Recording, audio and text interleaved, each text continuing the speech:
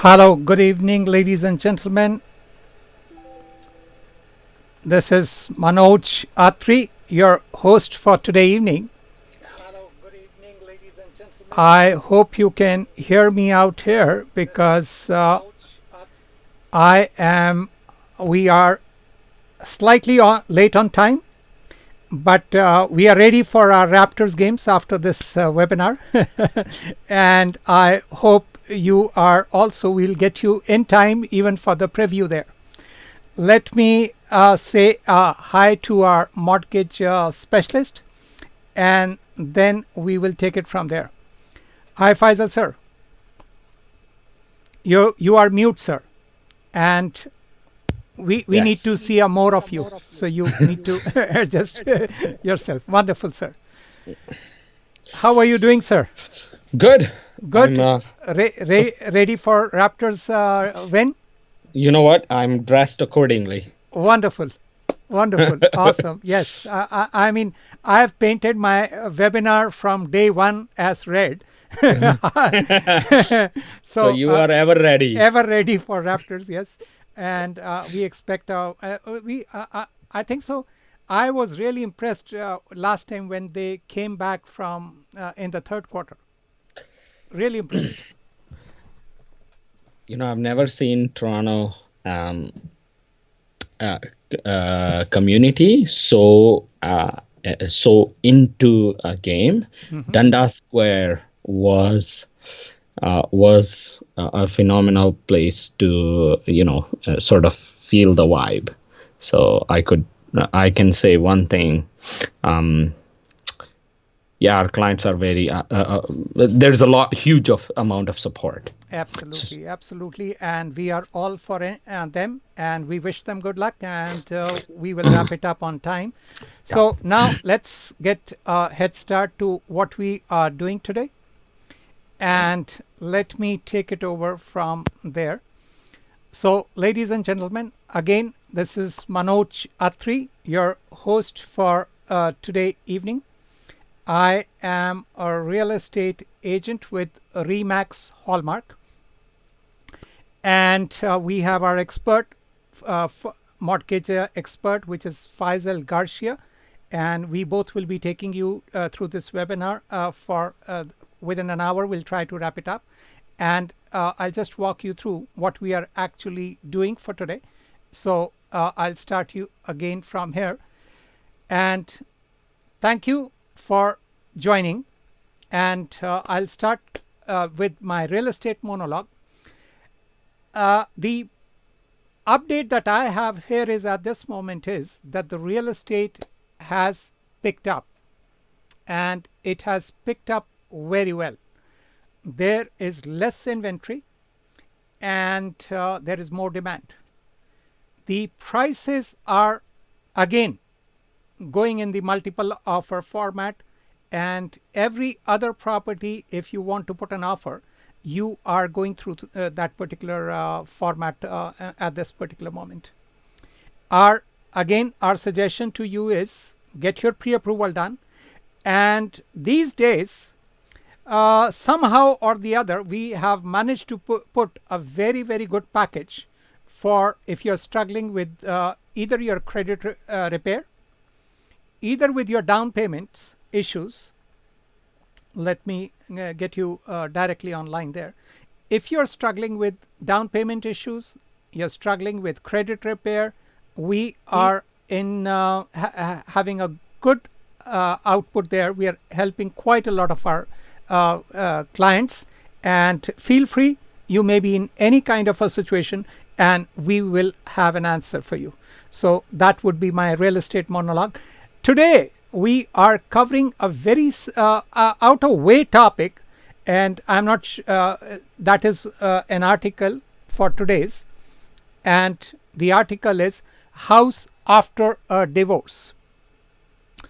What we have seen here is that a lot of people, whether they are trying to buy a property, whether they are in a property, and whether they are like in a situation there, and they if we are joining hands with a partner, how does this work out? And I think so our expert also will give his input regarding this particular one. So we are going to cover an article which is house after a divorce in Ontario, and how those gist and implications work out. Okay, so and then we are going to cover our topic of the day, which is it a good idea to do rent to own homes?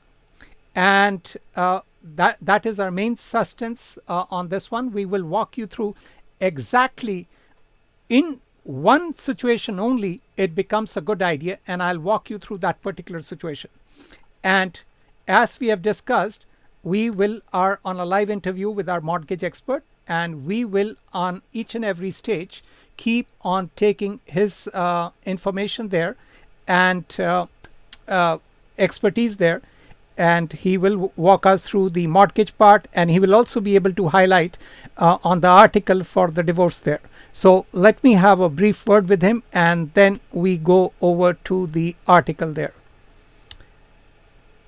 Faisal sir, the article that I'm covering today is it's a slightly offbeat house after a divorce. What do you have to give some take on that one? Looking at the lifestyle that we live in North America, and of course, having high divorce rates, it's of course a topic that is probably not discussed often, but it does impact from time to time. 80%, I've heard this number somewhere, 80% of marriages end up in divorce. Now, the way we live in North America, where living common law is also has a very good portion of our population, they don't have divorce, but they have separations, which is very equal. So yes, to give you an answer, it's a topic that affects our clients, and when it does affect, it hits hard. So Absolutely. It's definitely important to keep that, at least be informed. Absolutely. And the reason why I pick it up here is it's not only that you once you come doing a separation or a divorce, then only you should know these particular things.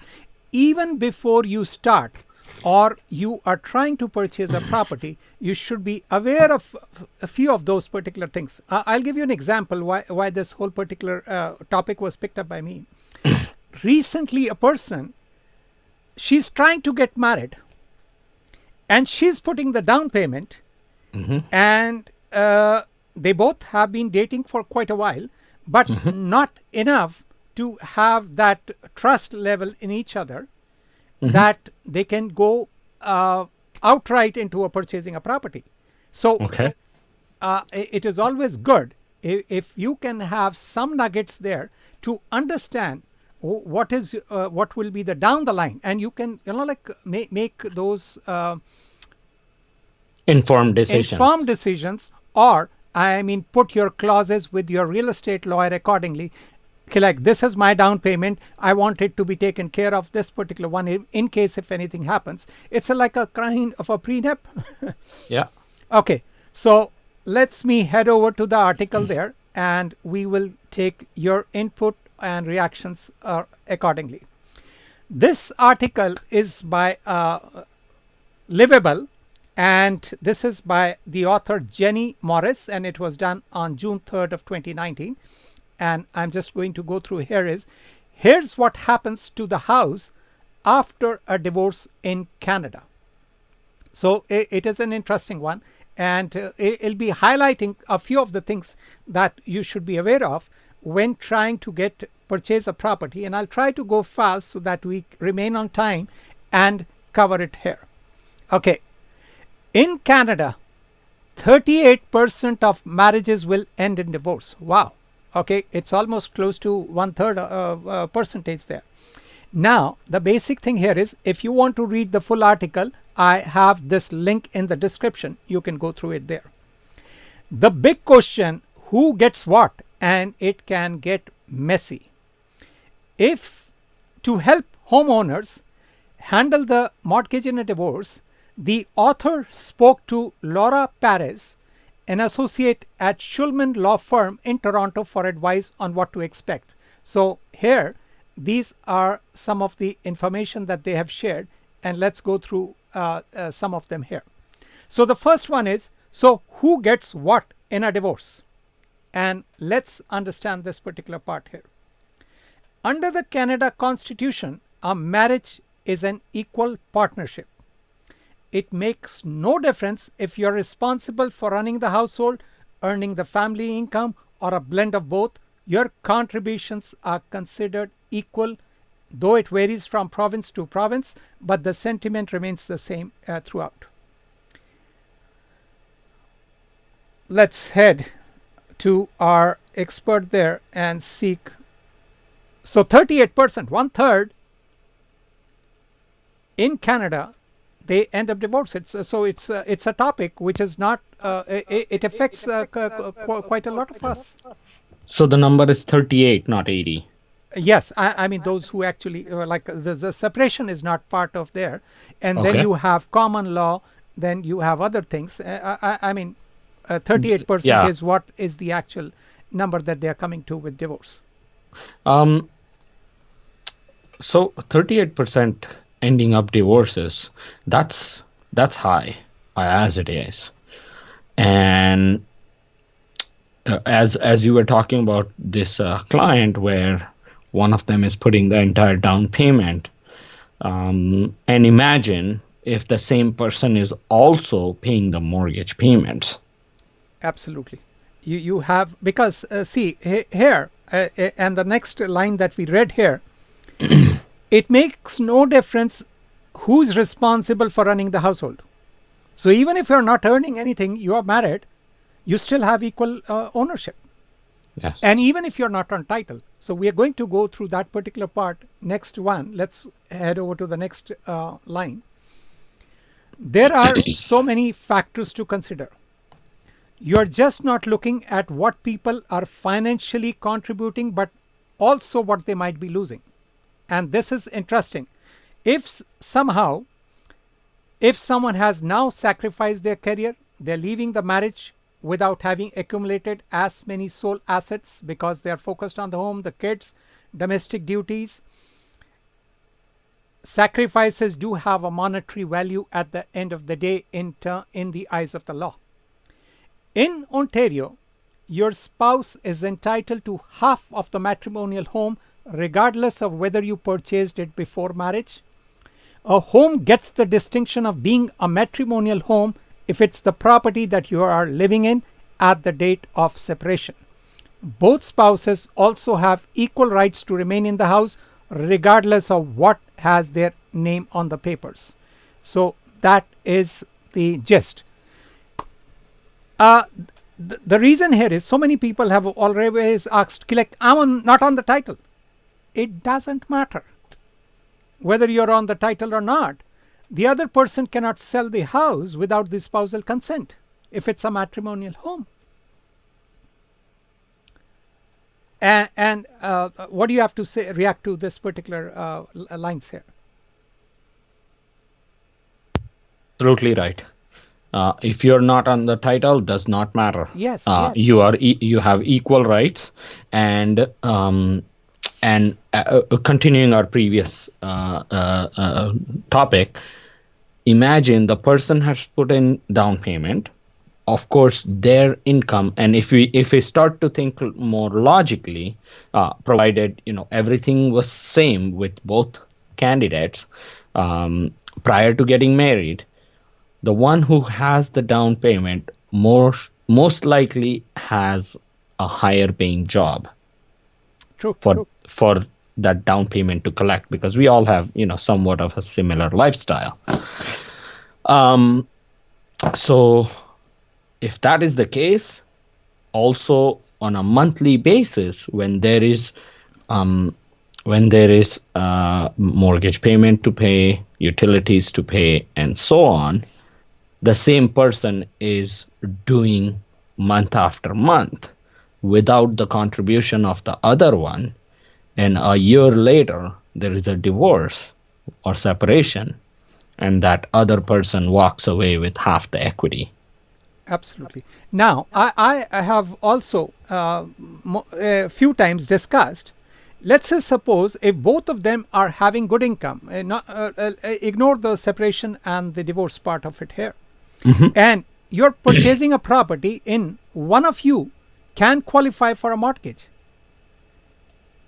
Why do you need not even keep the second person's name in there, because keep the options open, because on the basis of the second person you can go and procure another mortgage. Awesome. Does that make sense? Yeah, that's a smart way of looking at it. Yes. So if one person can qualify for, because see, even if you're on the title or you're not on the title, the other person cannot just walk away with the property. Absolutely. So keep your options open.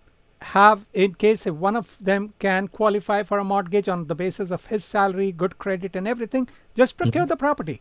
Keep the second person all options open, so you can down the line even buy an investment property there. Absolutely. So those things have to, the main thing that has to be understood here is, if it's a matrimonial home, whether you're on title, you're not on title, does not matter. You have equal rights here. Absolutely. Both spouses have equal rights to remain in the house regardless of who has their name on the paper. Okay, now let's read the next part on this particular one. If you own property in addition to a matrimonial home prior to the marriage, this becomes interesting here. You receive the full value of the home before the date of the marriage. Okay, so they have given an example here. Let's say you had an investment property and at the date of the marriage it was worth $300,000 with no mortgage on it for simplicity purposes. Now you are leaving the marriage and the property is increased to $700K. The amount that ends up being divisible is only the increase in value. That's $400. You will get the benefit of the $300K that was there initially, which is deducted from your total net family property. This is essentially a calculation of what your net worth is at the time of separation. Okay, couple of things to figure it out here. That means if you had a property, and this is where what we are trying to walk you through. If you have assets before the marriage, document them properly. Get someone, talk to the real estate lawyer, because down the line the article also walks you through, like always have a real estate lawyer or a divorce lawyer, mostly the real estate lawyer, who can walk you through these particular things and note down all your assets there before you are getting into the marriage. Yep. So that will help you if anything goes wrong down the line. Like, okay, this is what I already brought on the table when we started. Yeah. This was the very nice numbers here. Like if you brought a property which was like already there, you get the benefit of it. And only the $400K or whatever is the value that has increased during this period of time is the only one that will be split. Absolutely. Makes awesome. Any other thought process on this one? I've encountered a scenario where there was the fellow owned the property before the marriage, and the lady joined after. 2 years later, there was a separation, and this exact clause was exercised, and we had to engage 3 appraisers and do an appraisal at that time in the past, and it was quite messy and very expensive. The better way would have been just prior to the marriage. Yes. Yeah, just prior to the marriage, getting some sort of assessment as to what my my home is worth, and then if there is something in future, then the only divisible amount is the increase. Yes, which is what they point out. and also like apart from like a marriage or something, even if you're buying with a co-signer or anyone else, it is always better. Like let's say suppose if you are putting the down payment, get it documented. Absolutely. Okay, like okay, in this start, I mean you I think so. Like in case if I'm not wrong, you can have the lawyer prepare a document on the side that these are the other terms and conditions. Is that possible? Yeah. Okay, so there you go. Now it is always advisable. So whether it is just the down payment or you're bringing other assets or you're bringing anything else into it, document it before you get into a joint co-ownership or anything of the sort. Okay, let's head to the next part of the article. What if your common law and decide to end your relationship? Now it becomes a completely different ball game when it's common law. Interesting. With common law couple, it's a little different. In Canada, you're considered common law when you have lived with your partner for 3 years or sooner if you have a child together. Okay. In this case, a property is divided based on ownership. So if you brought property into the relationship, it remains your own. Wow. If you purchase the home together with joint title, the property will be divided equally. If one spouse believes to have contributed more significantly to the assets, common law parties have the ability to advance trust claims to accurately reflect the actual contributions by each party to the asset. Again, she warns that this process can easily become complicated and costly. Trust claims happens to be more expensive because there is a lot of evidence you need to put forward. Yes, okay, so that is what we are trying to explain here. Common law is completely different then. Common law, so dividing assets is completely different if they're not on title. Yes, so basically they have to understand a matrimonial home, you're not on title, it's okay. In a common law, if you have to be on title too, if you want some benefit from that increase in the property, makes that sure it is not only common law in namesake only. Let's get it on the title. So does that make sense? It's a topic, we laugh at right now. No, it but is. It's a serious topic. It's a serious one, and that is the reason. Like, see, most of the we get sometimes even not in common law. I mean, you have siblings. Yes. Who have bought the property together. Yes. Even parents and children. Yes. They have bought the property together, and now like children want to go separate ways, and they say, "I have equity in the property." Yeah. How do you address that? Brother and sisters and other siblings, they are all juggling for their share in the properties. Yeah. And it can get messy. It is better to do a due diligence, document everything, and that is what it is. But the highlight of this particular one is, in case if you are common law, then you are not covered. That has to be understood clearly there. Okay. Couples can sign a marriage contract or cohabitation agreement if you're common law that details who gets what and who would be responsible for outstanding debts if the relationship ends. But obvious, that is what we are trying to highlight. Document it, get it in writing before you spend few years there and then trying to figure it out what needs to be done. If you leave the home before the divorce is filed, will you lose it? Okay, this is an interesting query because it's infighting, tremendous stuff is going on there, and now one person has to move out of the property. Does he lose everything? And no, in fact, as per the law, no, you don't. You have the same rights to the property whether or not you continue to live there at the time of the separation. You don't need to continue living in the house to maintain your rights to the property. All of the rights with respect to the Family Law Act start at the date of separation. There does not have to be a formal divorce in order for you to start moving forward with splitting up the assets. However, if you leave the matrimonial home and stop contributing to carrying costs like property tax, mortgage payments, property insurance, there will be an adjustment to whatever amount you owned.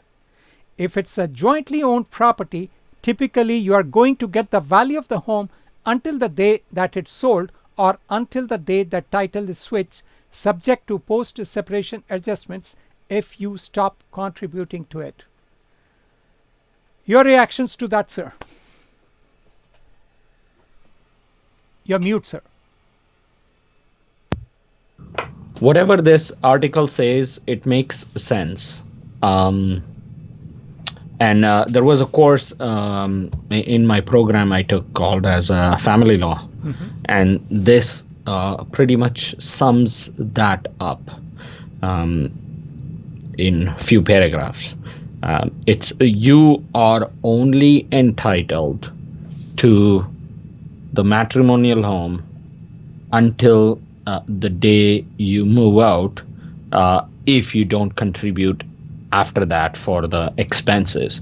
But if you do contribute, you are entitled to the entire amount.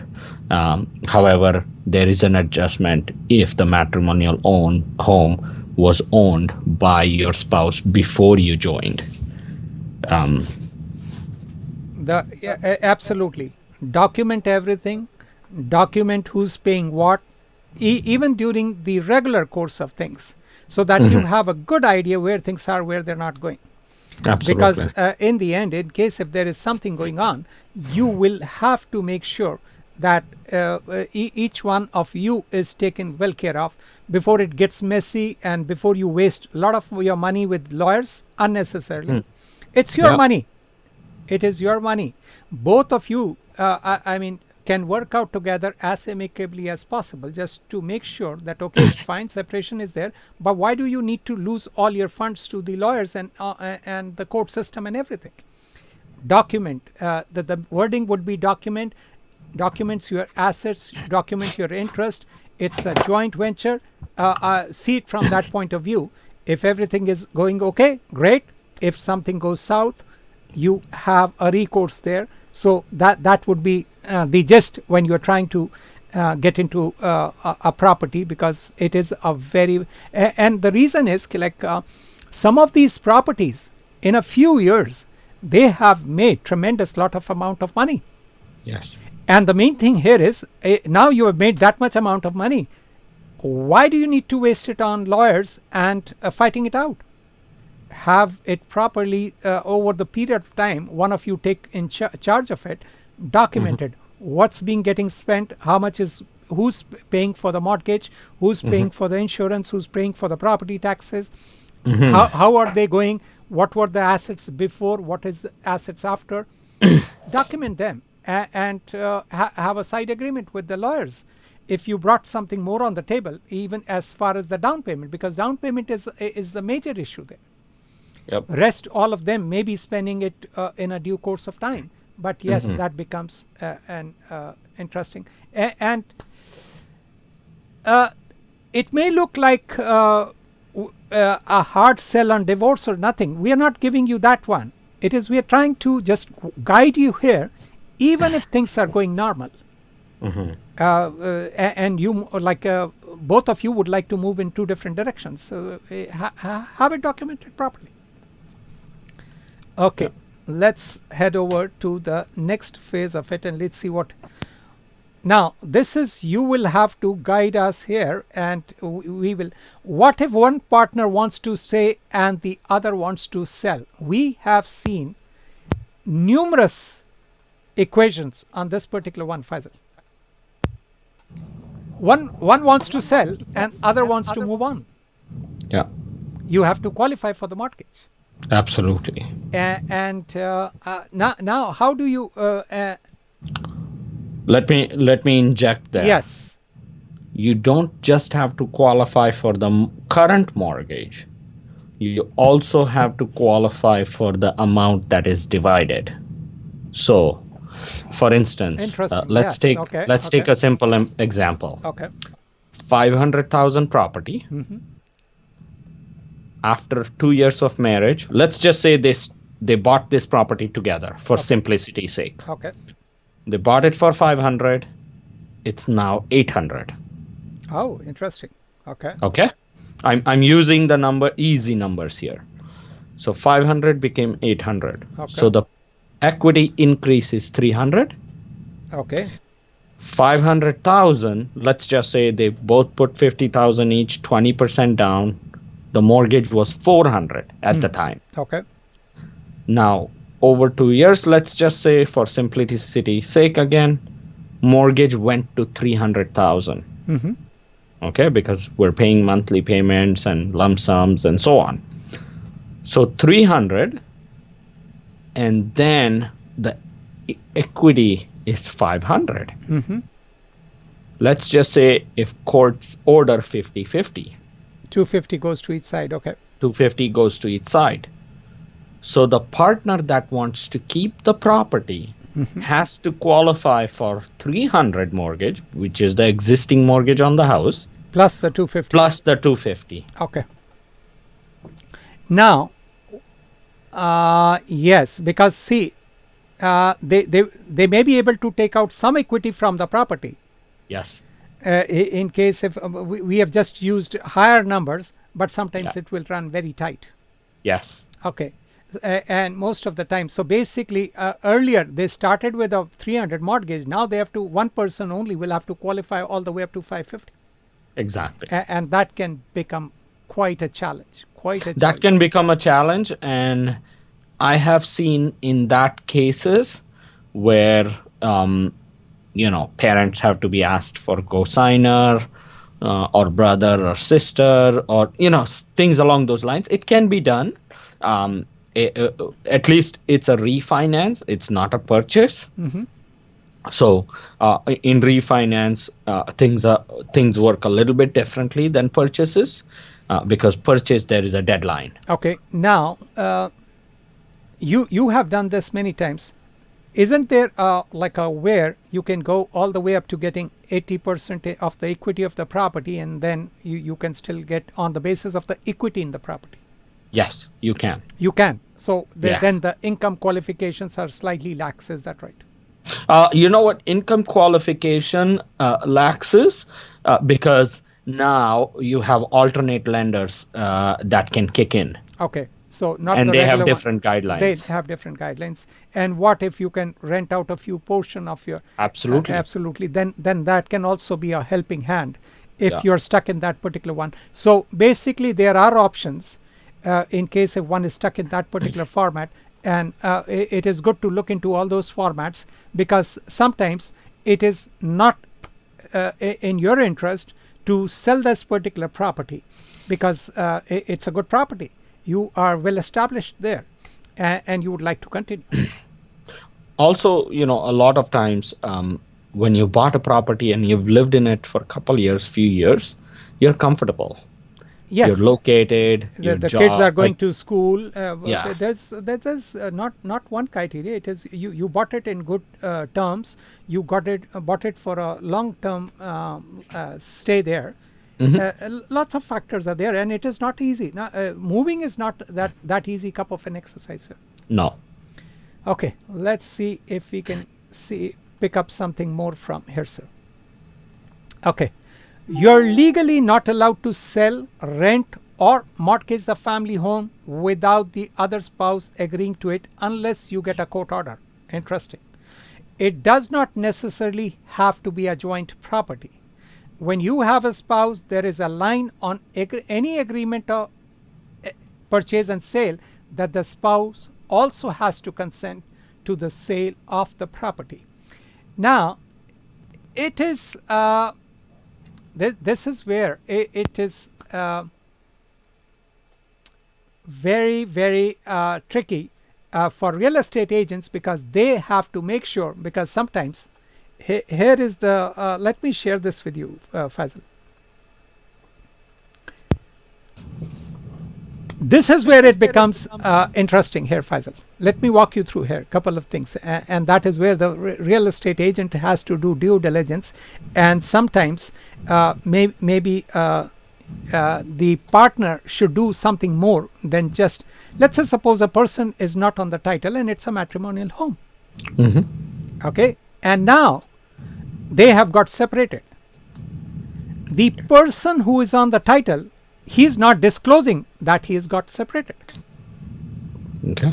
And he's also like, I mean, if a real estate agent checks it up, like who's on the title, he's showing as on the title. And he's also showing I'm not married. And it becomes tricky. So for that particular one, how do we address that? The person who's on the other side. You know,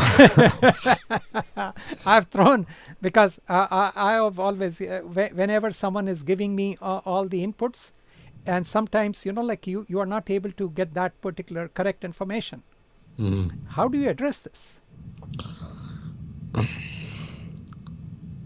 We'll have to probably work through a lawyer or somehow.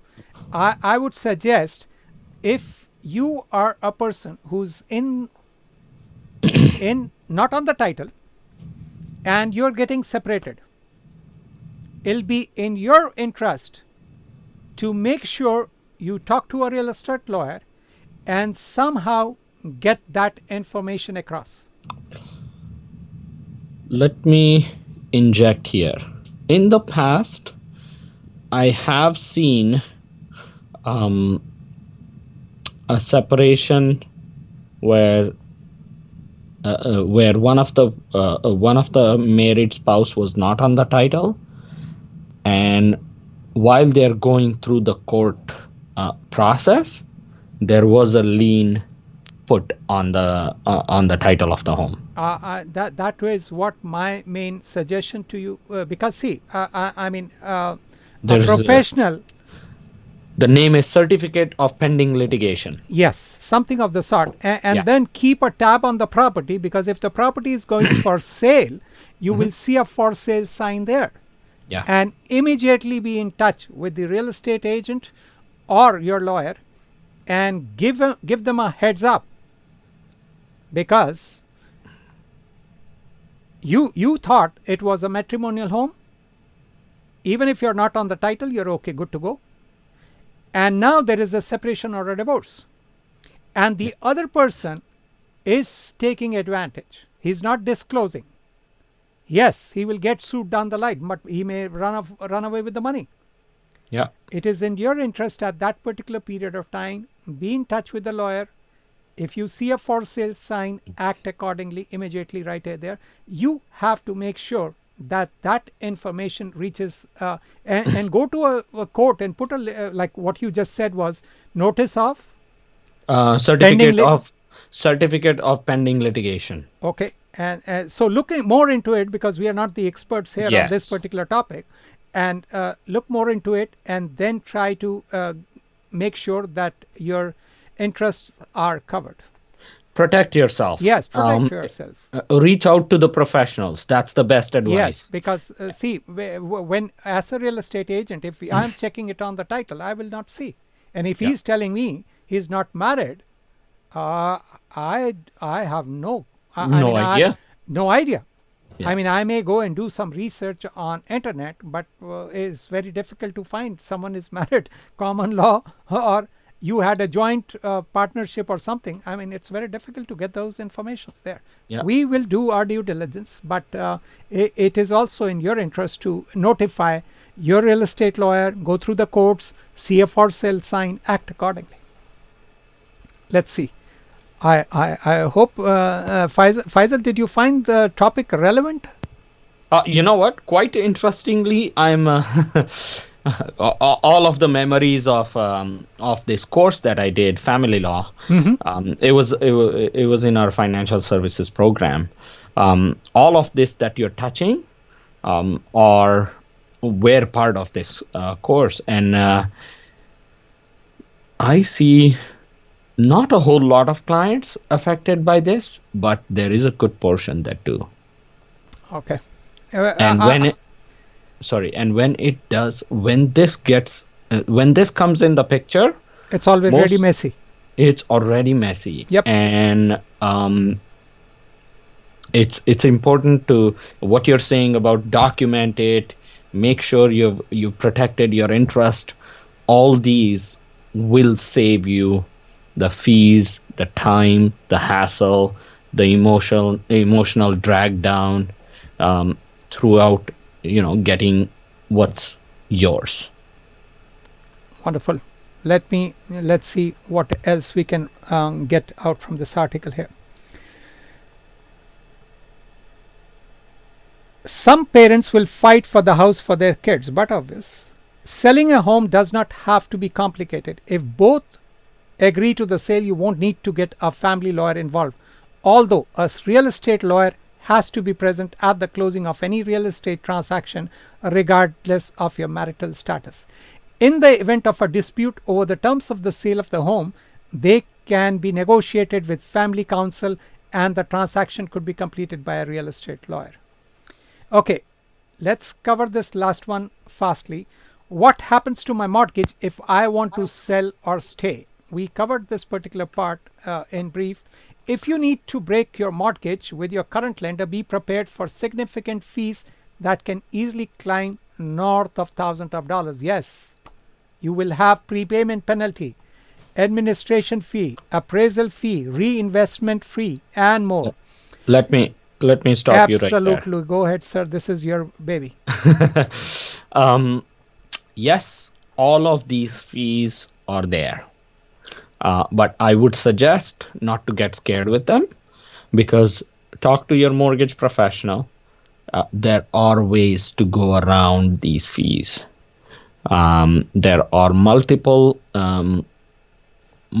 clauses that are in the mortgage commitment, where the lender, based on scenario and how it is presented, they will let one person off and still have not charge fees. So there are ways to do it, but typically that is the case.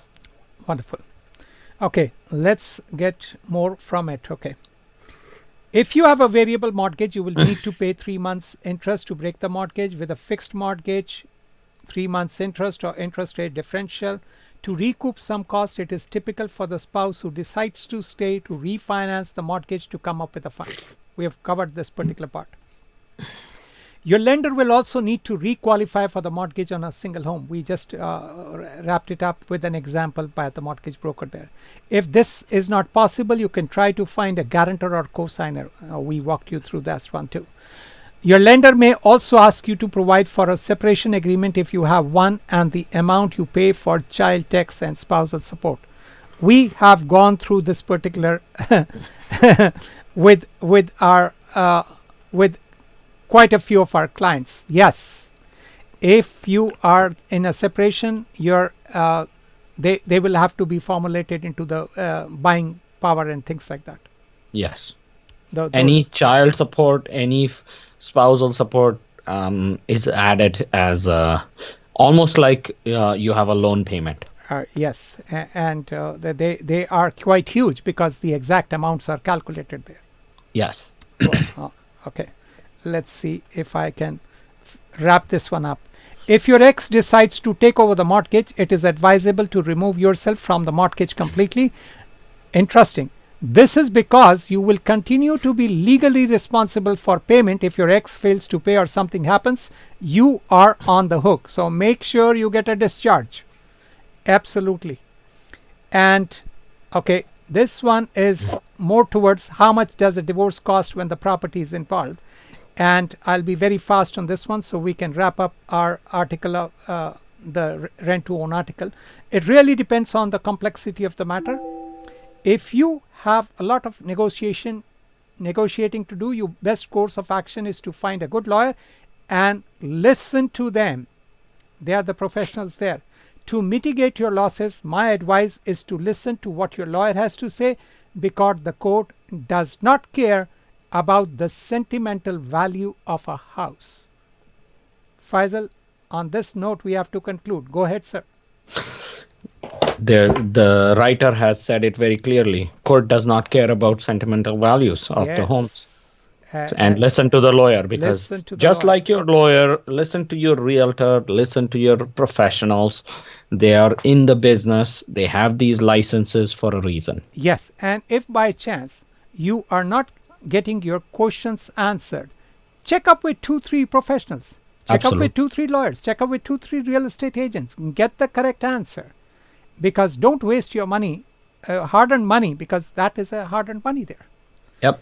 Absolutely. Okay, now I have around 15 minutes left. Let's try to cover our article of the day, and let's see if I can take them there. Ladies and gentlemen, we are here to our topic, and that's the second part of our webinars generally, where we cover rent to own. Is it a good idea to do rent to own? And I have already, I'll be very fast on this one, and I'll walk you through exactly what it transpires here. Now, let me give you a short synopsis exactly what is a rent to own homes program from our point of view. And I have nth number of times walked you through this, and let me see if I can explain to you this one. This is what I started every time whenever I'm trying to explain someone is, it is a worst case scenario. And now, why do I call it a worst case scenario? Let me walk you through. Let's see. First is the mortgage part. Let's say you are not able to procure a mortgage. Second part, renting. Now, you are not able to even procure a place to rent. Let me get out of the picture for a moment for you so that you can understand where things are, and give me one moment here that I can get out of the picture. Yes. So this is where exactly it is that you're not able to procure a place for rent. And that is when you try to do the rent to own. Put that away. You'll have to mute yourself, sir. Okay, let me get on to the second slide.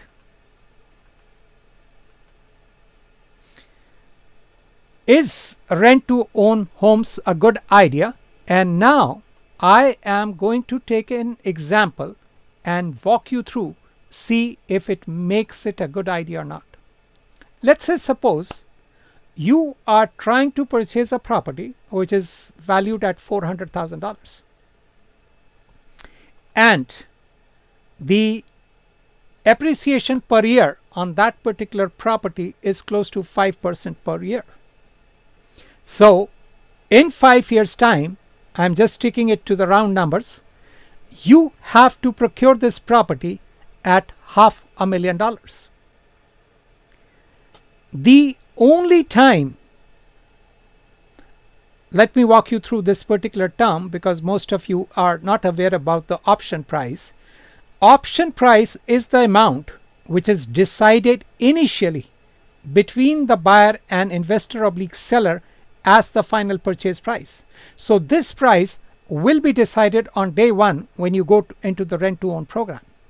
So you purchase the property for 400, 5% per year appreciation was there, and the price now becomes $500,000. Only if this property in 5 years time has a market value of close to 600, because you have also paid some of the interest over these number of years and even more down payment in between. If the value goes above 500, more closer towards the 600 mark, then only and only then it can become a good idea. Because if by chance the value of the property tanks and goes south of 500, it is not a good idea. In the market that we are in, yes, there are 2-3 factors here. Can it go to 600? It's a possibility. But you have to make sure, go through the trend, go through the comparables, make sure that everything is in place and you are able to last through the various other webinars that I've gone through, the scams, the problems with real estate, with rent-to-own programs, the worst case scenario format. It is the most costliest programs. Once you have gone through all of those particular things, this is the only scenario in which a rent-to-own home can be a good idea. And let me take our mortgage experts input on this particular one and see what does it make sound good to him, sir. Faisal, sir. Yeah, rent to own, I mean, it's an option, but as you say, and as we usually stress, it's the last option, or worst case scenario, let's say. Absolutely. And we have harped on this particular thing numerous number of times, and the main thing here is I have always, once you cross 4 or 5 hurdles, because the main thing here is you are in the end going to tell me, Manoj, it's a very costly program. So I want you to, there are some other better options, and that is why I'm going to break you down on the basis, because see, the only difference between rent to own and buying is only one factor, and that is your credit score. Yeah. Because the down payment issues remain the same, the income qualifications remain the same, and the only thing that you're trying to repair is your credit score.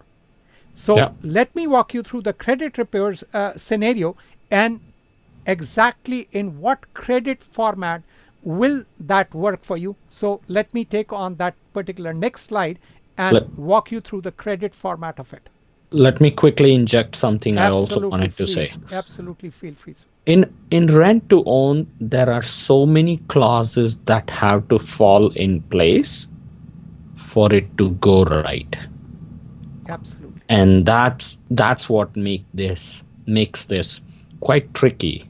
Challenging, costly, tricky. Yep. Scams. And problems. I'm so sure there are lots of investors and people, those who have made these,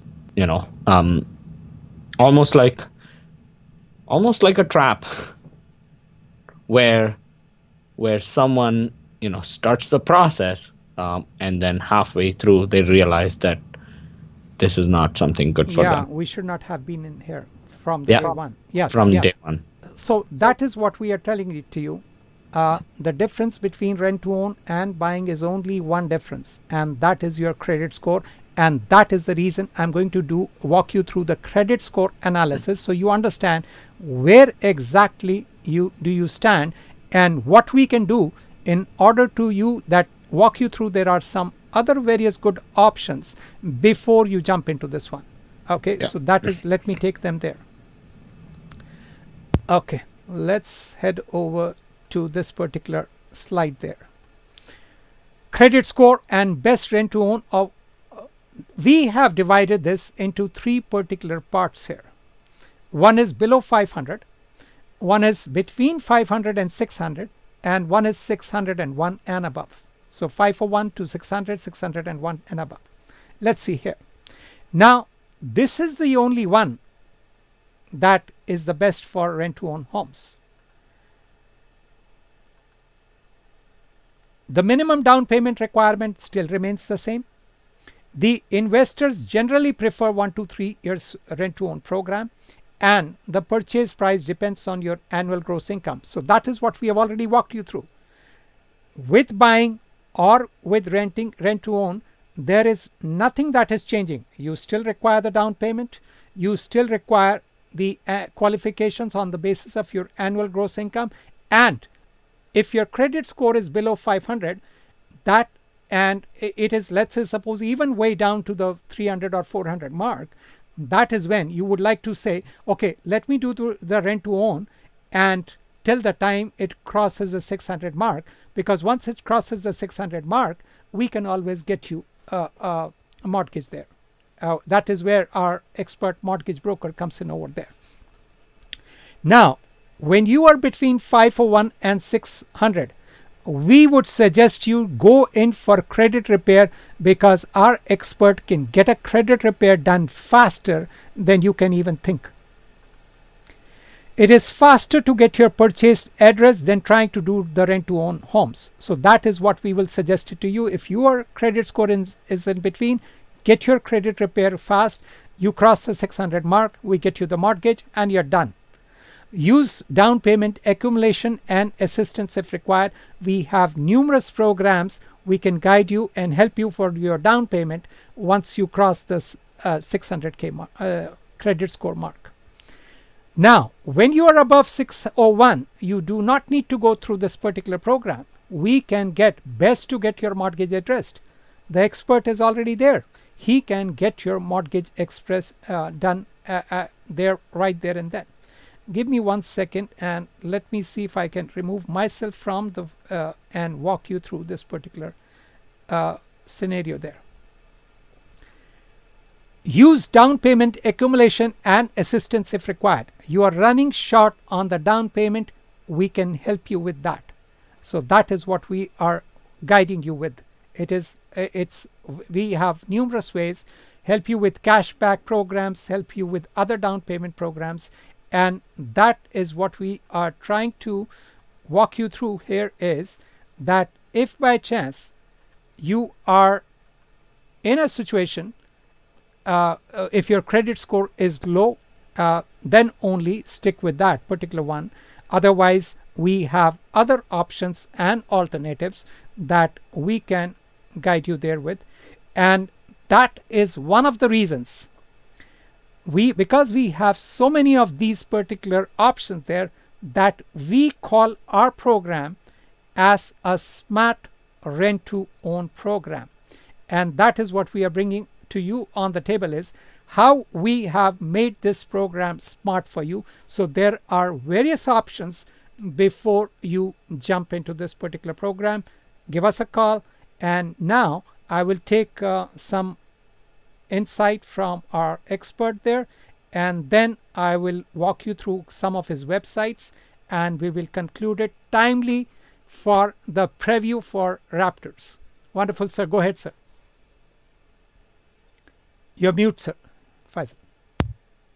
It is in fact true that this is the smartest rent to own program.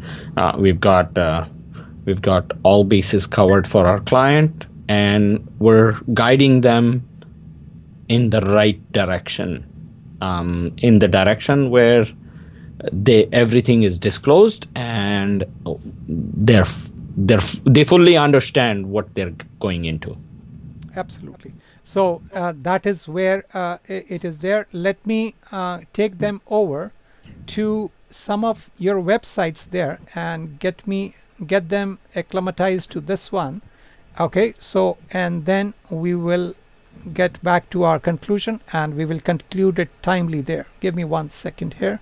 I have you here as such.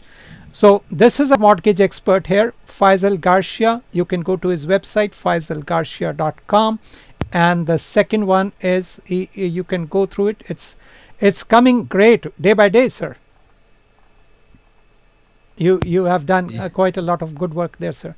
And then this is the one where he takes an over as credit repair now, and he has done various wonders for a few of our clients. So I will highly recommend him to use your services for credit repair, and that will take it so he can take it to the next level there.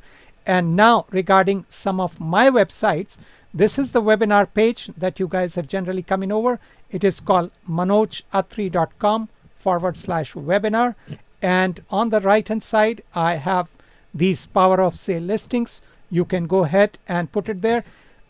Lots of people have asked me, is this zero down possible? Absolutely, sir. We are doing a lot of them these days. There are cashback programs. There are other programs which we are working on. Feel free to call and seek advice.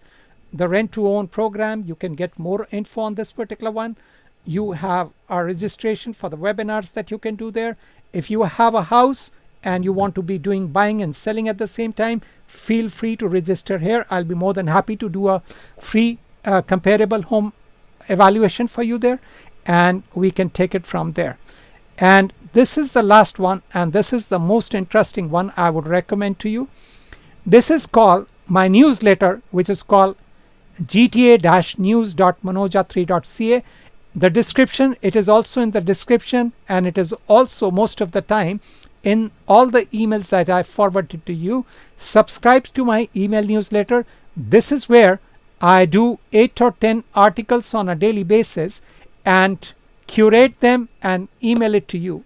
And this is where you can get an idea where our city is, where we are heading with real estate, with the Toronto GTA houses prices, market watch, and other things like that. Let me get back to the expert there, and we will conclude. And we are surprisingly concluding it on time, sir.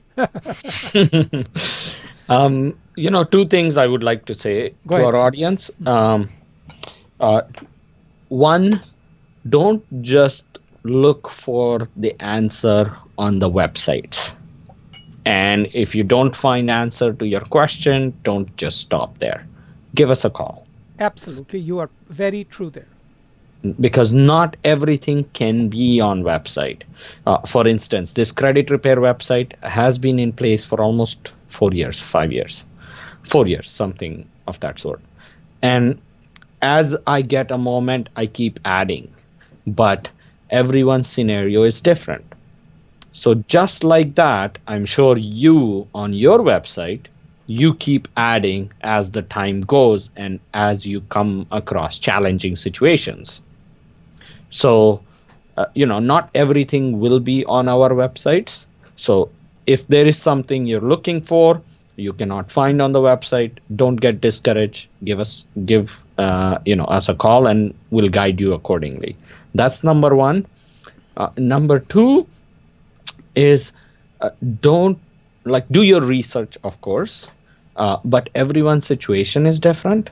So as Manoj said, you may be able to get things done differently than what others have recommended in the past.